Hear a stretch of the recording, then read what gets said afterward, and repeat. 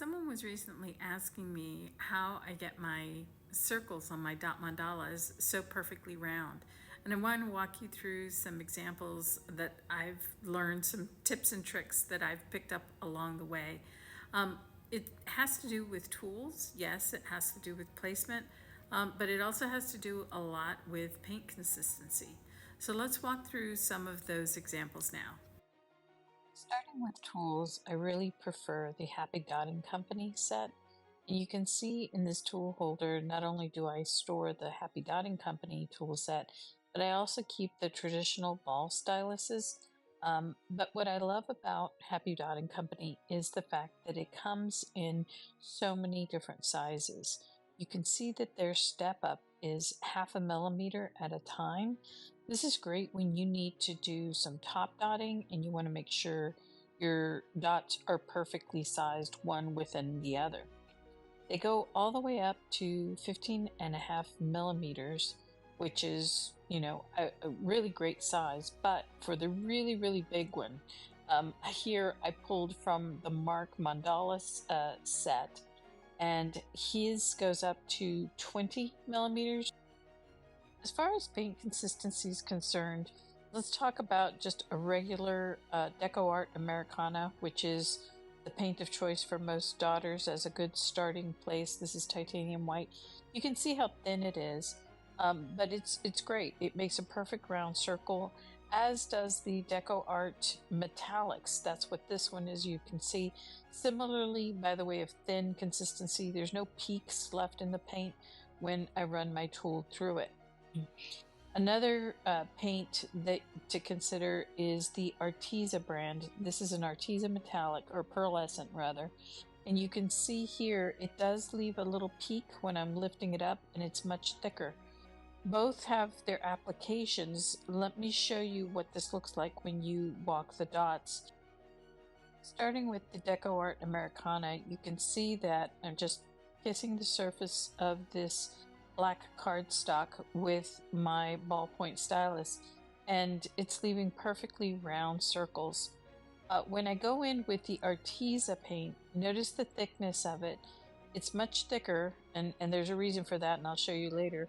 But I'm definitely not seeing that when you walk the dots with paint at this consistency, that you're necessarily going to get that perfectly round dot. Now let's try it with a flat tool. So here I've got a 9 mm tool, and notice I'm going until I see the paint appear even with the edge of the tool. That's the ideal pressure that you want to place here in order to get that round dot and know consistently what the size is going to be. Now at first when I started, I couldn't control the pressure necessarily, and I also was having a hard time trying to get it perfectly round. So I oftentimes would find myself squishing the paint all the way out until I was pressing down on the surface and even rocking the tool, as you could see here. And then I'd have to go back in and add paint. It's certainly a way to do it. It's not ideally where you want to be, but if you've got to do it to start with, so be it. Now let's talk about making some plumpy dots. So you can see after my initial placement of the dot, what I'm doing is I'm putting paint on the tool, and I'm literally dropping the paint onto the dot. The surface tension that the original dot creates essentially acts as a frame for any additional liquid that's going to be placed. And you can continue to add and add and add some more as you want to get it higher and higher. The one thing you'll want to make sure to do is you may need to press into the dot so that the fresh paint goes all the way out to the edge.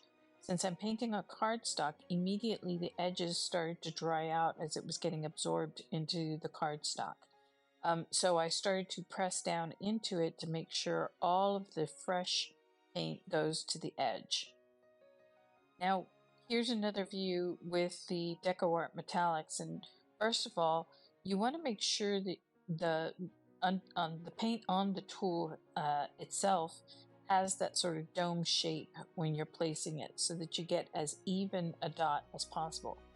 Also, when you're working with a metallic like this, sometimes you need to be careful and sort of twist off the paint at the end to make sure that because it's a little bit of a stringier paint, it doesn't flick off outside the circle. So you want to always pull straight up and make sure you've kind of twisted it a little bit so that the paint will fall off of the tool and straight down into it. This is hopefully a better view where you can see I'm really very slowly working all of that paint. This paint is a little bit more viscous than the DecoArt Americana. So notice that it's got more, I would say, tension to it. And so I'm pressing down into the paint so that it will go all the way out to the edge. Otherwise, you'll end up with a sort of halo effect as that edge dries, and the additional paint that I'm adding on is sort of building up within the dried circle. So slowly but surely, I can continue to add paint and add paint. You really can go as far up until you start to see what I describe as a wall of paint starting to develop. So you'll actually see sides come up on the the dot. Some people don't want to go that far. It's a lot of paint, as you can see. It's a lot of time. I recommend this type of treatment for those really big dots that play a very pivotal role in your piece. Um, I'm not going to lie and say I haven't done this for every single dot that I had that was maybe above 5 or 6 millimeters in a painting. If it's anything smaller than that, I'm not sure that it would be worth your time and effort to do. But yeah, I've done it. I'll admit it. I've spent quite a lot of time nursing a dot like this. And then once you've got all of your paint and you've got this sort of wall built up, what you can do is start to swirl the paint, especially if it's a metallic like this, metallic or pearlescent. It's all kind of similar. It's got that iridescence in it, which means there's all this mica powder in the paint. And so it's really cool. It gets this cool effect when the dot starts to dry, where it'll actually hold on to any swirls that you may have applied while it was wet like this. Just be sure that after you've done the swirling, and don't get too vigorous with it because you don't want to go outside of that, just pull it straight up. For my last example, I'll show you what the Arteza paint does and why I had it thicker. Arteza, probably more than the DecoArt Metallics and certainly more than the DecoArt Americana, it will take shapes, take to shaping so much better. It will really, really take a hold of a form, and you won't see this particular dot shrink down quite as much as you will on the DecoArt matte, Americana matte, or even the DecoArt metallic. I love these paints. These are my favorite paints. They have such a high intensity of mica and a really good reflection of light when they're dry. Now you'll notice in this tool, I got a little bit aggressive in dipping my tool. Normally you're just dipping the tool until the paint comes up to the edge just slightly. But here I really dunked it. And so in order to save the paint, you can actually scrape the paint off of the tool and just start dropping it down again and again and again. Notice I'm starting to get the wall, and even to a certain degree, that a Hershey's kiss, and that's when I know I need to stop. Really. Okay, it's been a couple of hours since we put down the DecoArt Americana matte paint, and you can see that it's dried down quite a bit. It doesn't really have a lot of height or a lot of plumpiness to it.